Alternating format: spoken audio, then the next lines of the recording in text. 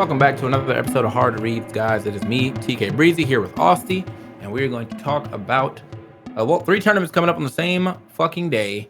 It's going to be Frostbite. It's going to be LVL UP Expo, which is more so a convention, so that's not really up there. But then DreamHack Anaheim, which is also still a convention, but mostly more of a tournament type convention feel. So yeah, man, it's definitely stacked this weekend. But before we get into that, Austy, how you doing? I'm good, man. Not too much happening this week, huh? Yeah, not too much happening this week, but this weekend is already stacked. Even though, looking at the entrance for most of the stuff, LVL UP is more so, as I said, more of a convention. So you won't see the skill level being as high at LVL UP as you'll see at Frostbite. Frostbite is most likely going to be the most competitive or competition heavy tournament of the 3. But then, if you like a bunch of other games, or if you just like anime and stuff like that, then LVL UP should interest you. And if you like a bunch of games, then or a bunch of computer games, then DreamHack should interest you. So yeah, should be interesting to see how this one plays out. So you're gonna be at next level alongside EE, correct? I'm going to it's LVL UP, but LVL UP, sorry. LVL UP. So That's it is I'm going to be there because the LVL UP, the owners of LVL UP are 2 females who hit us up literally at Evo. Like I was at the Evo after party, and they both ran up on me. And they were like, "Hey, we really love that you come out to LVL UP, and we want you to come to the next one." And I was like, "All right." And then they took us out to dinner, and then we went to go get alcoholic ice cream. And I was like, "Damn, I feel like a king." So I was like, "Yeah, I'll go to LVL UP." And then I found out that Frostbite was on the same weekend, and they still tried, to see what they could do, but the price point and the atmosphere of LVL UP is kind of what I'm looking forward to more than going to Frostbite. Plus, last time I went to Frostbite, I literally caught Frostbite. So, I mean, they advertised the tournament with it being cold, so who wants to go to that, right? But LVL UP Expo, I just looked up. It's a B tier, so it's going to be having some potential results coming up from that. I am Vegas, so you'll get some of the Vegas locals out there, and probably a few of the people from SoCal who didn't want to go all the way to, who either didn't want to go to Anaheim or didn't want to go all the way to Frostbite. So yeah, we'll see. And I was also looking at DreamHack Anaheim. It doesn't have a PGR list yet, but the brackets haven't been released, so we don't know who's exactly in attendance. But you know what they say: the brackets aren't released this soon to the weekend. It's probably not looking great. Yeah, like I'm looking at some of the standings here. So some of the attendees here, I see I don't recognize any of these names, dude. IDK will be there. Nightshade. That's all I recognize, and those aren't exactly like PGR players. Right? Yeah. Because obviously, DreamHack is another event that has like a ton of other stuff. They have they're running other fighting game stuff. They got Tekken, Uniclear, because Uniclear just came out, and so that'll be there. Pokken is actually going to be in attendance, as well as Tekken and Melee. Still no arms though. Anyway, why are you gonna do that? Anyway, Anton's gonna be there at DreamHack. I'm just kind of sliding through the list to see anybody other names I see. So Anti's going to DreamHack. I feel like Anti's kind of going through. Hug's gonna be playing Ultimate. Okay. I feel like Anti's kind of going through the ranks of doing God, what is that? Of like the boss rank, where like he goes to where like the people won't be, and then you know what I mean. And then he gets. Are you calling him out right now? Like, I mean, I'm just saying, bro. The competition Anti has been kind of taking a back seat, but like he still has a solid following, and he still has a great great social presence. So honestly, he doesn't really need to compete. He can go the same route as chilling, basically. Like if he decided he wanted to like start commentating more, I'm pretty sure Anti can break into commentating pretty easily. Yeah, if he wanted to. Looking at some more names, I see Razzo's going there. Slep will be going there. I'm just, as I said, I'm just sliding through to see who I can recognize off name. Kirflax will be at this is all for DreamHack Anaheim, by the way, people. So Kirflax will be at DreamHack Anaheim. And now I'm on page 5. There's a decent amount of fan. Best Hamster. The only reason I know about Best Hamster is because apparently recently, Korean said something about like, Incineroar definitely benefits well Oh, off I of being remember like a low that. tier or whatever. And then that dude was like, I'm so mad that he's talking shit directly about me because I beat him in bracket. And I was like, he didn't even mention you. I think that's also just true that like most people will not look into the Incineroar matchup because there's only like one Incineroar at every tournament ever. And the possibility of you running into them is very low. And the possibility of them being good is very low as well, unless you're thinking of like Magister. But Best Hamster, he's got some decent wins, you know, out in the SoCal area. He's got a couple of top eights in his locals and stuff. So he's obviously putting on for the Incineroars. But the fact of the matter is, you're still playing a low tier, and most people do not study low tier matchups because they feel like they don't need to know those matchups. So you do get away with a little bit of matchup unfamiliarity while that's going on. You know what I'm saying? Yeah, I think the dude took a little bit too much offense, in my Yeah. opinion. Just like he just wanted to call it Korean and everything. Like I know Korean, he probably didn't actually say any of that. He probably, like knowing Korean, what he did say was just say, "Yeah, you're playing a character no one plays, therefore no one knows the matchup, so you have an edge there." I think that's probably like how he worded it, and that, like you said, that's a true statement.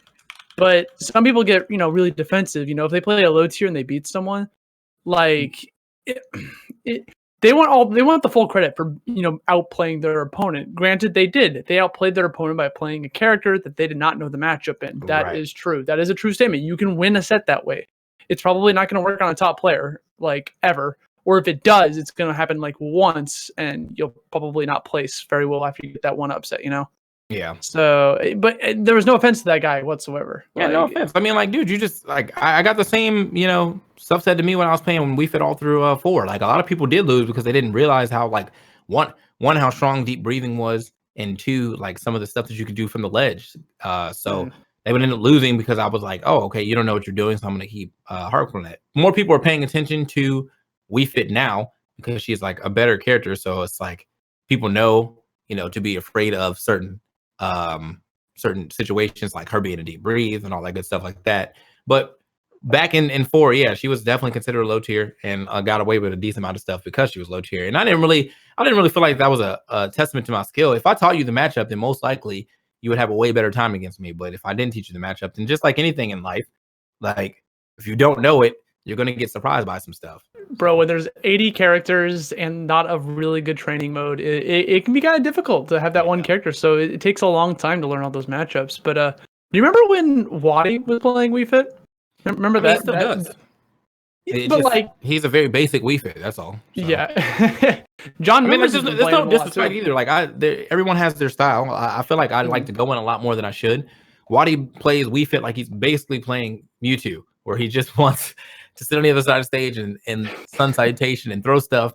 But he doesn't do any the ball tricks or anything like that, which is cool because like he doesn't need to because he has such a great understanding of the game that he can pretty much just get away with playing Wii Fit all fundamentals. And then you go to the other side with Varun, who is like he has all these crazy ball tricks that will like lead to a stock if you get caught in a really bad spot, but they're situations that don't happen too often. But if you see them, then you're like, oh, that's a hype ass clip. Like he's a clip maker, you know what I mean? So yeah. And then the opposite of a clip maker, you have John Numbers, who will literally stay at the ledge for the entire set. And it'll work sometimes. Like it'll just work. He's actually been placing top 3 like all the time is Zeno, right? Not last week, but before that, yeah, he's been doing a lot. Zeno just had like their big 200 one that DeBuzz came through to win. Oh, true. So it was like a very stacked bracket. But besides that, John's been placing really well in that regard. So We Fit slept on character. I can't wait to see what results. Maybe this will be a breakout performance. We'll see. Yeah. I just saw Raging Cherry is going to be there. Yep, he's going to be there. Brandon from or Every Damn Day, the PG guy, he'll be there. Dakpo is going to be at Anaheim. Oh, Dakpo. And I think that's about all the people I can recognize now that I'm at the end of the list. Sharpedo, that sounds familiar.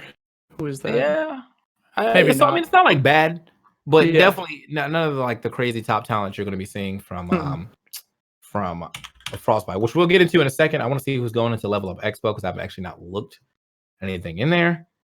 So I couldn't find the bracket. Super Smash Brothers. What was that? Singles? Yeah. Oh, this doubles. No. Let's go to singles. All right. So looks like they already got it seated for the time being. At least our top 8. Foe is number 1, and then Grandmaster, AZ, Brosenex, Temporary Plan, Tomato, Thedium, and Slither 200. Well, I know about Slither. I think that's the guy who plays Meta Knight and only kind of goes to tournaments where he might make some money. So another boss there. And then after that, like as I'm moving down, I really don't know a lot of these names. I haven't really kept too much up with the Vegas scene, but just getting to the top 20, we have what's that? I mean, where's that? 8. Oh, so Chaos.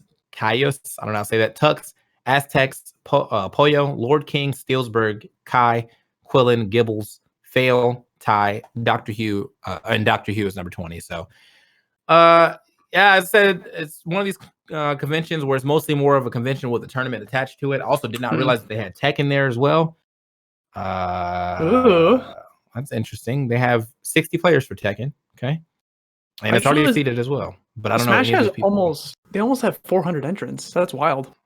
Yeah, but it's going to get even more because it's at door registration too. So like, this has the potential to get to like, I mean, the last time we went, this has the potential definitely to get up to like 800 people. Just you'll get a lot of DQs too because it is once again it is a convention. Right. Convention people will sign up and just forget they even signed up or not realize that they're playing like in a real tournament. So, yeah. That was the MomoCon 2019 fiasco where there was just DQs all over the place because you could enter the tournament as long as you were an attendee. So people did it and then they just left. So I foresee the same thing happening here.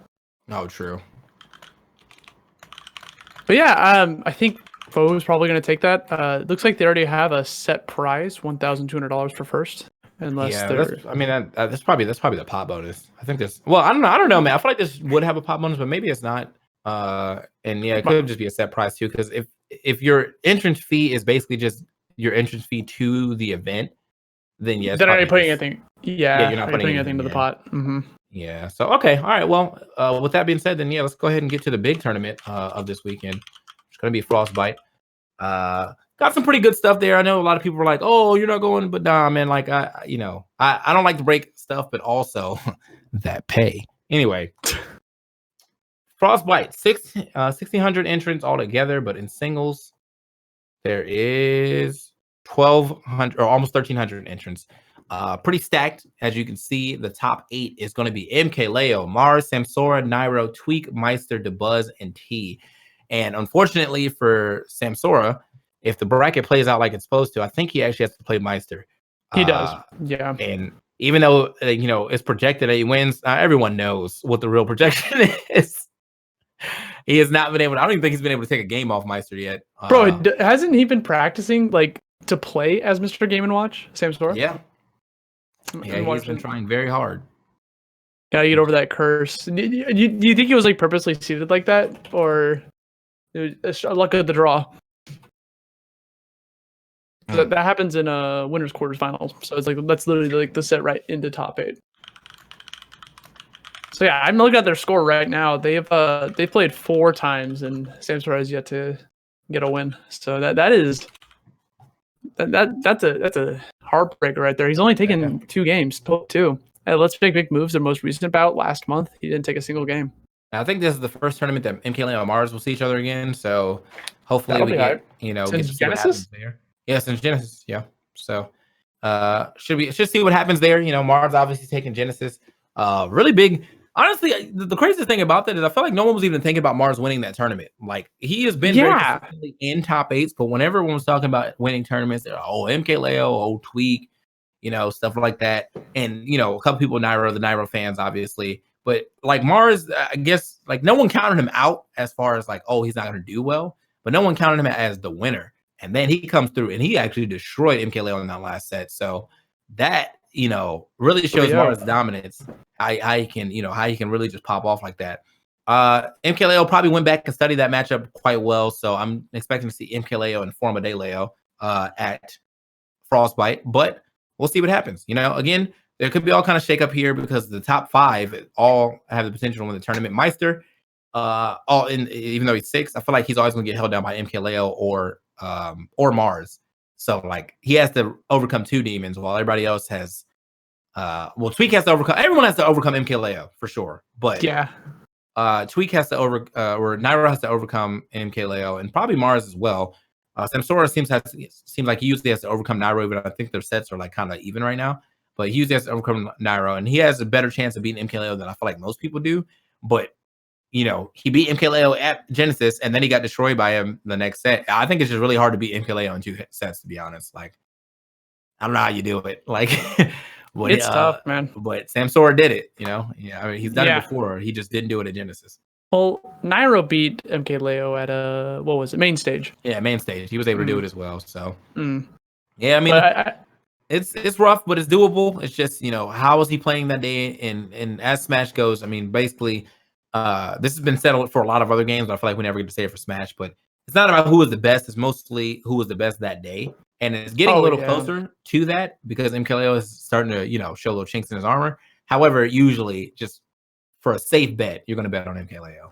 Right. That's like the safest bet because he wins the most. But I think that ceiling that MKLeo pushed through, I think everyone else is catching up to him. And we're starting to get some more like storylines here besides MKLeo wins again, So it's really cool to see someone like actually start to compete with him and not just take a set win every now and then. Yeah. So I don't know, man. Like I'm very interested. I'm very interested to see how Frostbite plays out. I probably will be watching it, whenever I get chances to, between commentating and stuff for Level Up or just hanging out in general. The Level Up people are like they're definitely treating us like celebrities there. We're getting picked up in like a Uber Black, like or just really out here. I was like, wait a minute, bro. Like I didn't expect this type of star treatment. So I'm actually really happy to go to Level Up, even though the competition is not going to be as fierce. Me and E still get to have fun on the mic. And I get to go around the convention and buy some new apparel. So, and they pay you like you're literally the day of. Like we get paid like as soon as I get off the plane. Which like, is great. It's amazing. That honestly just goes. I pretty much just simulate the economy right after that. Like I get paid and then I just throw it all right back to all the gear that I'm about to buy. There you go. So, yeah, man. That's the 3 tournaments that we got going up. I guess if you were to bet on who we're going to win them all, I don't really know what to think about Anaheim. I'm going to go ahead and say Tho for a Level Up, and I'm going to go ahead and say MKLeo for Frostbite as his return. But of course, I'm going for my son. I want to see my son do well, and if my son doesn't do well, top 3 people I want to see do well obviously are Stamsor, Nairo, and Mars. I want to see Nairo, Mars, and Dabuz in top 3. Dabuz is yet to get his breakout performance. I say this literally every tournament. I just want Dabuz to get like a breakout because I feel like he just always is so close to winning like an S tier, but he never like quite gets there. Yeah. So, and he's kind of falling off, man. Who? Salem.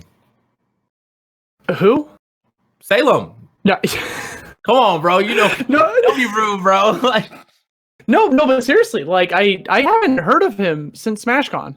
Like I know he does stuff. He's obviously he wins like some C tiers here and there, but like other than that, like he's kind of just fallen off the radar. I felt like the whole buzz between him and Leffen was what kept him kind of relevant, and then after that was resolved, people kind of stopped talking about him.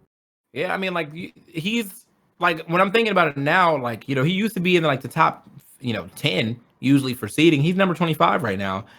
With the likes of like Wrath, Elegant, Gact, Goblin, you know what I'm saying? Like, and he's won an Evo in the past.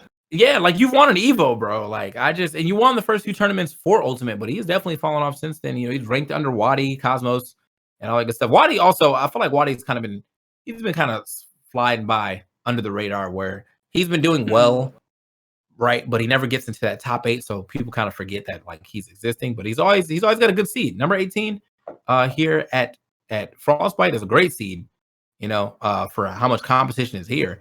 It's just damn, dude. Like, sucks that like he hasn't been able to make that breakout performance. Me as an MBVA boy want to see Wadi do better or well, but unfortunately he has not been able to make that crazy breakout yet. Like he was doing a lot in Smash 4. Another breakout that we're seeing a lot of as of late has been Dark Wizzy. He's been pretty much in all the top 8s that he's of the tournaments he entered.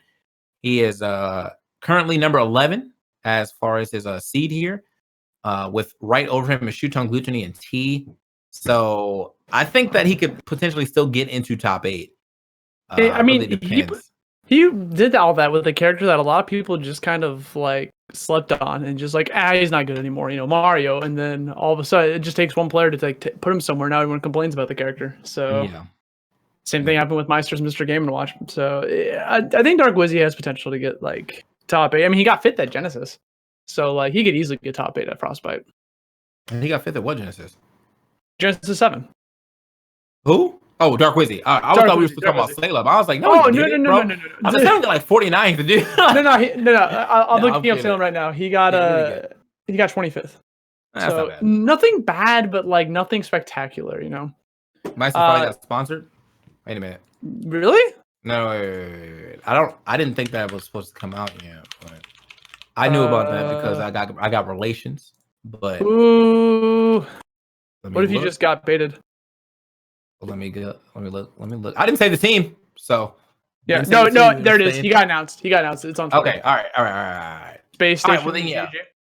Let's go. Look at that. Oh, they gave him like a little Mr. Game & Watch video. Oh, that's cute. Oh, they gave him like a full video. Actually, this is not who I heard he was getting sponsored by. Really? Ooh. False info. That's not false though. I got it straight from the straight from the source. So they must have been undercut on a deal. I'm gonna DM him right now. Ask him. Got around the information, but congrats to Meister. You know that like happening right before an S tier. That tends to be when pickups happen for these players.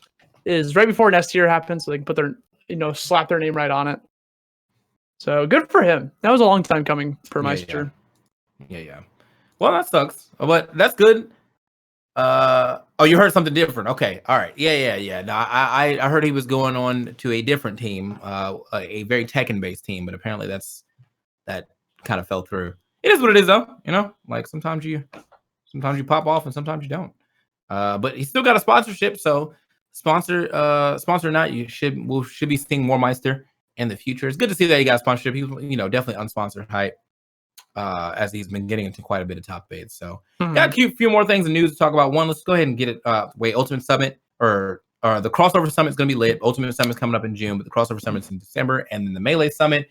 HBox wins again, and right at the end of it, he does that HBox thing again where he looks in the camera and says, "Nintendo, you have to do better." And do any of us think that's going to help? Probably not. But I'm not saying that he's not wrong. It's going to create a conversation, and then nothing will happen, and then we'll go back to our normal routine. Like Nintendo does, like they just don't like they could. Nintendo could be excelling harder than they are for sure if they don't need to back the scene a little bit. Like they didn't have to throw a lot in there. Just hey man, like here's a couple tweets about the scene.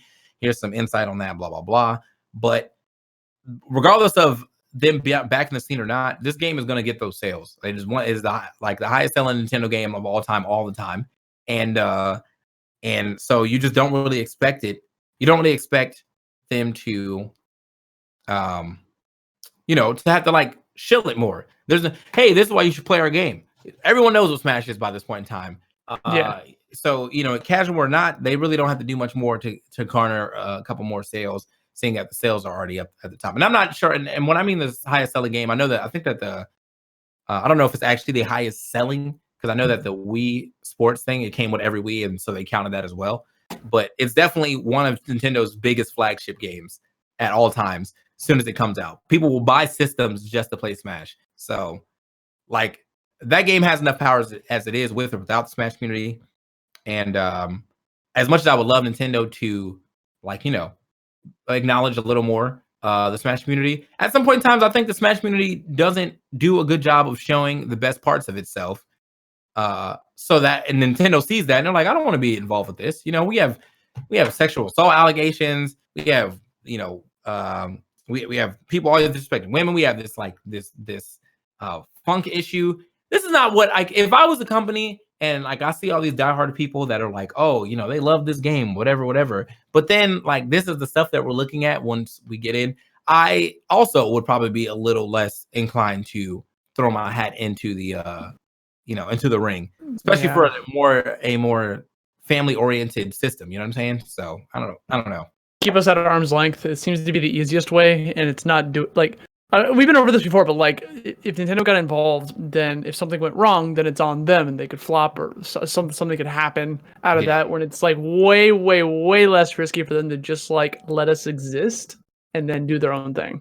So I'm grateful that we do have this grassroots community for Smash. There's a lot of other get even better too. We're getting different esports orgs to come through. Red Bull has been very pivotal to our success.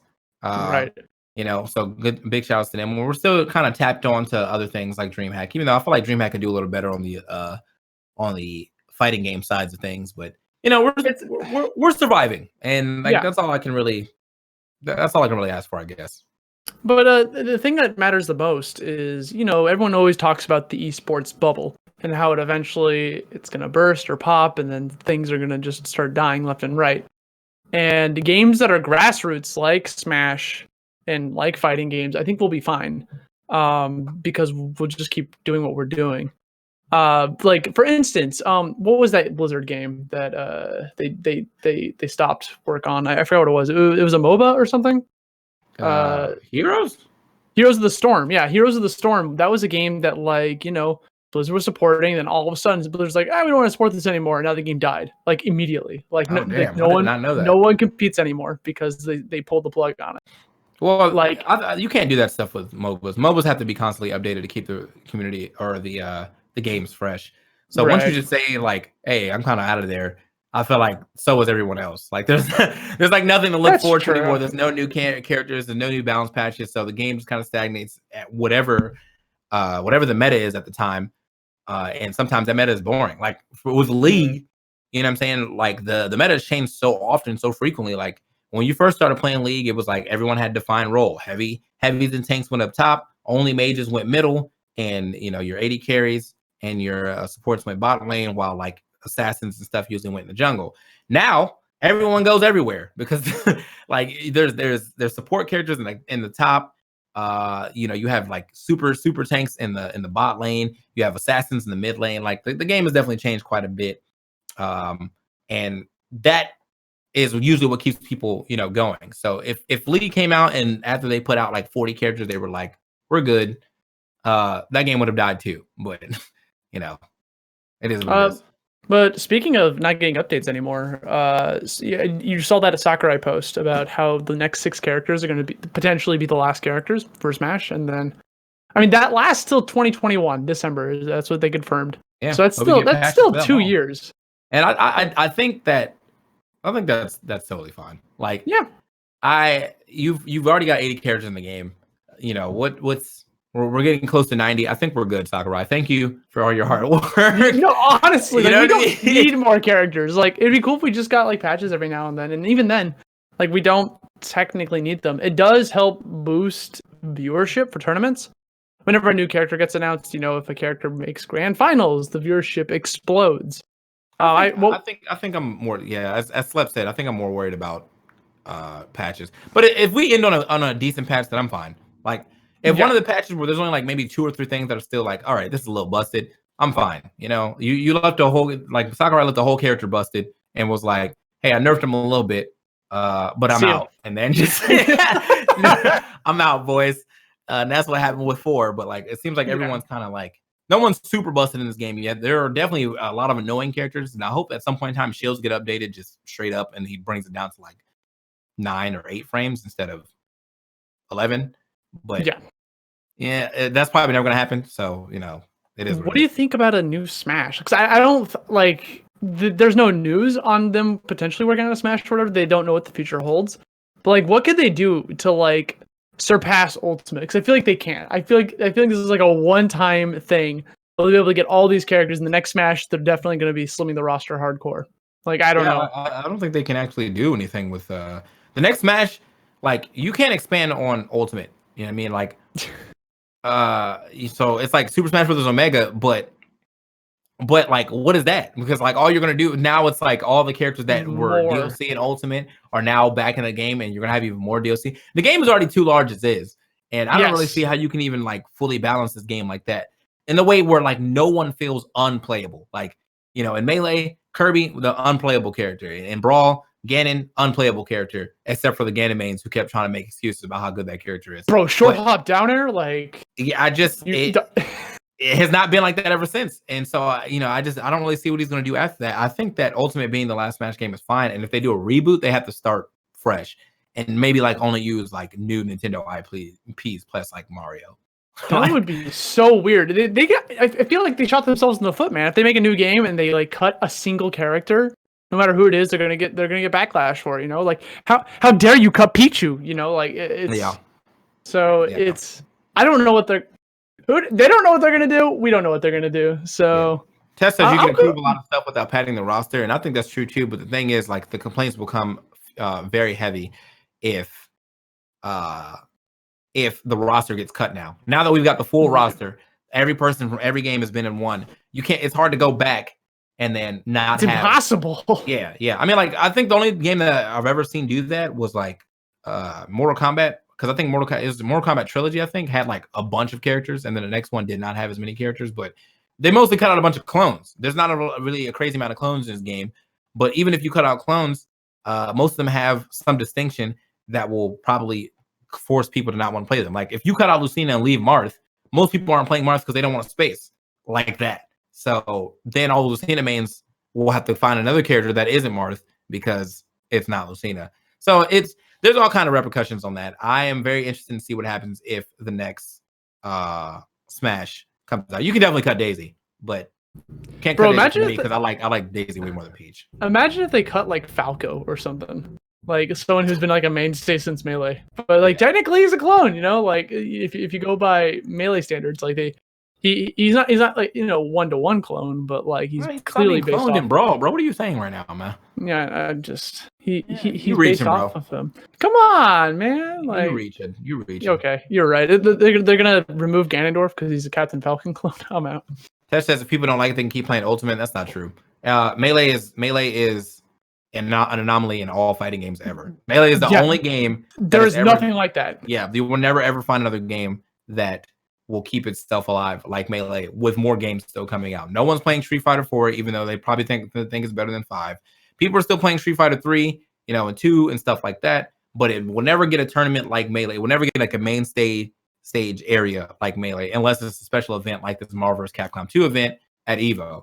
But and that's an invitational. So that's not a thing. That's an invitational. So that's not even like a, you know what I mean? Like, that's, I knew someone was gonna say that, but like, y'all always trying to argue like y'all don't have the points, bro. Y'all don't have the points, bro. I knew someone was gonna say that. But why don't we just go back invitational? Yo, but let's just go back to Smash 4, bro. Let's just do it.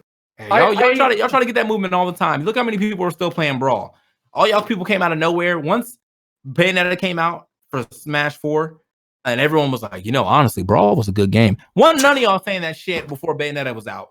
So I'm good, man. I'm good. You know what I mean? Like, there's a lot of dead games out there that still have shine somewhere. But as far as being the main stage and getting their own fucking tournament, like, it's only Melee is doing that. Yeah. Only Melee is doing that. It doesn't matter what the next Smash game is. I don't think Ultimate has the power to do that because Melee just has that magic. Because Melee is not a Smash game anymore. Like it's Melee. Like a lot. I mean, there is obviously crossover, but not as much as you think. And there's still old games being played. I mean, the Combo Breaker has a bunch of old games being played, but like, those are special occasions. There's no circuit. It's Combo Breaker. There's no circuit for UMVC 3. There's no circuit for UMVCI, bro. That game is dead. So like, there's no circuit for these older games. They just get, you know, shine because there's like a lot of legacy in them. UMVC 2 has a lot of legacy because those people are still around. You know, like older. Well, I was like, I've seen people playing Street Fighter Alpha 2 at cabinets and stuff at MagFest, but there's just no shine. So. Do you ever think of like an alternate universe where Brawl played like a little bit more like PM or something when it first came out, and then people dropped Melee to keep continuing playing Smash? Mm-hmm. Like, what a bizarre world that would be. Yeah, I don't know, man. But regardless, you know, Melee, you did it. You're the god. You're the GOAT. No one will ever be able to achieve that ever again. Maybe. We'll see. You know, I could be 40 and somehow some other people are still playing Ultimate somewhere. We'll find out, man. I mean, I see enough complaints about Ultimate, though. But I wasn't around when Melee was in infancy, and I'm pretty sure there was just as many complaints. But people there's no patches, so you just deal with it, you know? Yeah. Well, the internet wasn't as prevalent back then either, you know? Sure. There wasn't no social media in 2001, 2002. Yeah. Anyway, that being said, boys, we're going to get up out of here. Great talk. You know, we had covered a couple tournaments. You know, covered some of the Sakurai stuff in the Ultimate or the Melee Summit. Ultimate Summit is going to be the next summit, and then in December will be the Crossover Summit, which hopefully I get hired for both of those because I definitely want to go to the Crossover Summit at the very least. Sounds fun, actually. Yeah, that sounds amazing. But until then, boys, we got a lot of tournaments to watch this weekend. We have Frostbite, we got DreamHack Anaheim, and we have Level Up Expo. So enjoy that. If you guys did not get to catch the entire episode, this will be up on my YouTube later, but also on the podcast. And if you want to catch even more esports action, definitely check out juke.gg, as this is on this as well as a bunch of streams for other games and things like that. Trying to be the hub of esports, so check it out. Last but not least, if you're loving the content here, hit that follow button. And if you're really, really loving the content, hit that sub button. We appreciate you very much. So I'm TKbreezy. I'm Austy. And we'll catch you guys next time. Have a good night.